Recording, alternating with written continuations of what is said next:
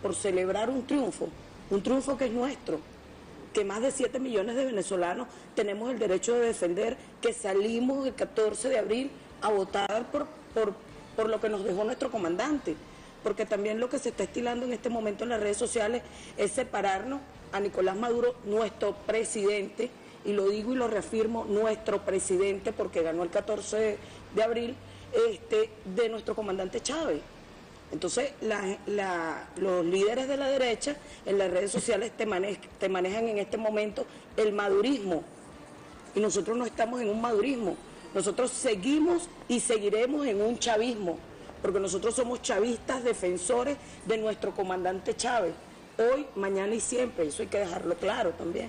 Fíjate que tú dices el triunfo ciertamente de quienes respaldamos con nuestro voto la candidatura de Nicolás Maduro, presidente, pero también es el triunfo de esos sectores que votaron en contra, es el triunfo en el sentido de que ellos fueron a votar y su votación está allí reconocida, es una votación importante, una votación significativa, que bueno, que quedó plasmada, que les servirá como instrumento político para otras cosas. Es un triunfo de la democracia, es un triunfo del país, del sistema que estamos viviendo. Yo no sé cómo lo observa Kenny. Sí, es así, fíjate. Bueno, primero que todo, muy buenas tardes, gracias por la invitación una vez más.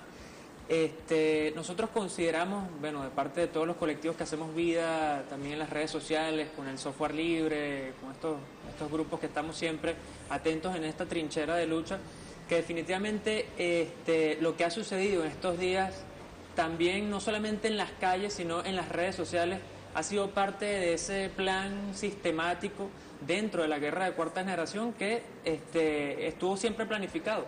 De hecho, nosotros hemos estado analizando estos días un documento que empezó a aparecer por allí, que es la Operación Soberanía, donde de alguna manera ellos estaban ya preparando toda esta cantidad de cosas. Y de alguna manera hay que estar conscientes y claros de que nuestro líder supremo, el comandante Chávez, hizo algo muy interesante, y es que llevó esa discusión de lo político, de lo social, también a las redes sociales. Y eso fue algo que de alguna manera a ellos les duele, porque ese era un espacio que ellos de alguna manera tenían conquistado. Y ahora pues vemos cómo las redes sociales son en un gran porcentaje bien rojitas, ¿no? En el sentido político de la cosa. Y eso es algo que a ellos de alguna manera les cuesta, les ha, digamos, perturbado eso. Y se está dando la batalla. Por ejemplo, eso que nosotros pudimos ver en estos días, esa usurpación de identidad de varias cuentas de Twitter, particularmente de varios de los principales activistas políticos de nuestro país, es parte de ese plan sistemático. Nosotros estamos en este momento analizando muchísimas de las cosas que consideramos que sucedieron allí, pero que de alguna manera han sido cómplices muchísimas de estas empresas, primero que desarrollan a veces aplicaciones para el teléfono desde el cual uno se conecta a estas redes sociales. ¿Qué empresa, Kenny? Empresas, por ejemplo, comenzando por Twitter, que la misma cuenta de nuestro presidente Nicolás Maduro, que es una cuenta certificada, tardó unos 2 o 3 días en ser recuperada porque, bueno, Twitter no hacía de alguna manera caso omiso a las denuncias que se hicieron desde las personas responsables que tenían esta cuenta. Pues cuando una cuenta certificada en un momento particular se recupera muy rápidamente. Entonces, cosas como estas nos van llevando a ir determinando, bueno, qué estamos haciendo y en manos de quién también nosotros estamos dejando esa información y esas cosas que van rodando a través de las redes sociales. Nosotros siempre decimos, la tecnología es un instrumento de doble filo, ¿no? Que puede usarse para construir, pero también para destruir. Fíjense cómo, por ejemplo, este personaje fascista, como es Nelson Bocaranda, incitó a través de este medio, como son las redes sociales, a desatar una cantidad de violencia contra un logro de la revolución como son los CDI. Correcto. Y fue tan descarado y tan cobarde que después de que el tweet que publicó incitando a esta violencia tuvo unos 6.000 retweets aproximadamente, lo borró porque sabía lo que había cometido, lo que había hecho.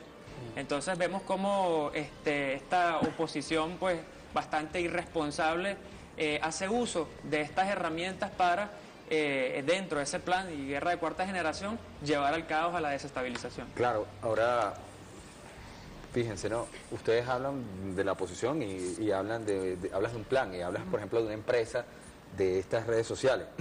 pero creo que es importante aclarar, sobre todo para la misma gente, el mismo pueblo, pues, el mismo pueblo, o sea, parte del pueblo que votó, en este caso, por esa opción de derecha, y que, bueno, no sabe o no cree que hay toda una supermaquinaria transnacional, todo un poder financiero internacional detrás de ello, que hay una complicidad de grandes corporaciones, que hay una complicidad del gobierno de los Estados Unidos, y se hace un manejo irresponsable de la información, pero todo esto es inducido. Yo quisiera que me hablaran, bueno, los tres no podemos hablar de eso, porque realmente los tres manejan mucho material, sobre el manejo de la información que ha hecho, porque ocurre cuando tú ves los planteamientos hechos por los seguidores de quienes votaron por esta opción, por la otra opción, en Facebook o en la otra red social, te dicen que eso es mentira, que ellos no creen eso, que es un montaje de gobierno, y te postean fotos de cosas que no existen, como soldados de Egipto diciendo que son soldados venezolanos,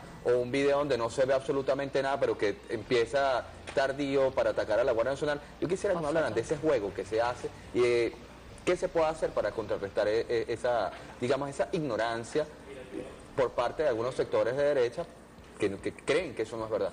Ignorancia en cuanto a que ignoran que eso es cierto, me refiero. Claro, hay un punto común en todas estas tecnologías o redes sociales que bueno, creo que no es secreto para nadie, ¿no? Creo que hay dos elementos importantes a destacar. Uno, que son redes o portales sumamente atractivos para el usuario, sobre todo para los jóvenes que están, digamos, incursionando en todo el tema, que desde muy temprana edad comienzan a tener un teléfono con internet, a ingresar a estos portales, a estas redes, y se ven rápidamente enamorados y atrapados en esos portales, ¿no? Es un elemento que atrapa y de alguna manera ya estás allí en una especie de mundo virtual, ¿no? Eso por una parte. Y otra es que hay una constante, es que todas esas redes vienen del mismo lugar. Son creadas y fabricadas en los Estados Unidos, por empresas que están en Estados Unidos, por empresas que están amparadas, digamos, o no amparadas, sino reguladas por la ley patriota, que los obliga a dar toda su información en el caso de que el gobierno se los exija, sin ningún tipo de complicación. Pues, o sea, necesitamos esta información porque consideramos que fulanito de tal es considerado terrorista, por ejemplo, y tú estás obligado a darme toda su información privada, confidencial, etc. Claro, esos son los excesos. Ahora, te preguntaría, dame un segundo, María Luisa, sobre el tema de, yo no sé cómo lo evalúan ustedes, pero si en algún momento habrá la necesidad, o si ya hay la necesidad, de que se generen mecanismos legales para sancionar ciertas determinadas cosas. Es decir, no puede ser, por ejemplo, que un periodista con una cuarta certificada, el caso del señor Nelson Bocaranda, señale cosas sin ningún argumento, además después con el descaro de borrar esa información, de que en los CDI, en los Centros Diagnósticos Integrales, hay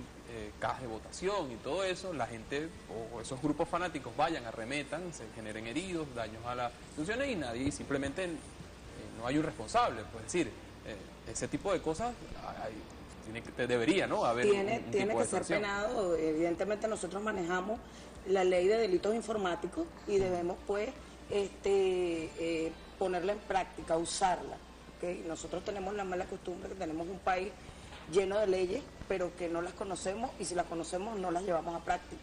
Gracias a Dios, nosotros desde los colectivos que militamos en las redes sociales hicimos captura de ese Twitter, y aunque él lo borró, nosotros lo tenemos guardado y vamos a hacer una formal denuncia, ¿ok? Pero no es solo eso, es una denuncia al cantante puertorriqueño Willy Colón, que utilizó nuestra cuenta para publicar un tuit del comando Tribilín, donde decía que evidentemente íbamos perdiendo y que bueno, que llamaba a la calma y una cantidad de cuestiones, como si nos estuviera retuiteando, ¿ok? También nos tumbaron la cuenta hace algunos días por una diferencia con la periodista Marta Colomina, y fue bastante una confrontación que existió allí. Nosotros debemos resguardarnos con la ley, pero también nosotros debemos ir ideando desde nuestro país nuevas plataformas donde nosotros poder utilizar este tipo de herramientas sin que seamos, sin que estemos supeditados a lo que le convenga al imperio. ¿Hay algo allí? ¿Hay algo avanzado en eso? ¿Se ha pensado en algo? ¿Hay algo en discusión, por lo menos? Por lo menos se está discutiendo, Ok. por lo menos se está discutiendo. Bueno, Arlenis. Arlenis. Sí, bueno, yo quería comentar lo peligroso que puede ser este tipo de utilización de las redes, de los medios comunitarios, que nosotros hemos venido denunciándolo en muchísimas sesiones. El caso de Ruanda. Ruanda, de allí murieron más de 500.000 personas en una guerra producto de la radio y la televisión. Ahí estaba el director de Radio Sí. Colina, Radio y TV Colina, que fue procesado en un tribunal internacional con representantes de distintos países en África. Y eso tiene un precedente que nosotros podemos tomar, investigar, y que nosotros podemos denunciar incluso internacionalmente, porque va a causar, causó de hecho muertes y sigue causando muertes en nuestro país. Correcto. Nosotros deberíamos hacer ese estudio y recopilar todos esos antecedentes que se vienen dando.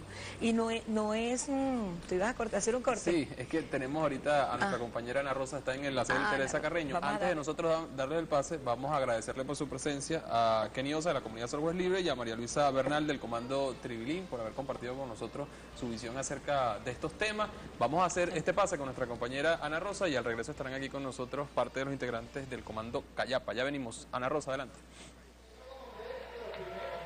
Creadores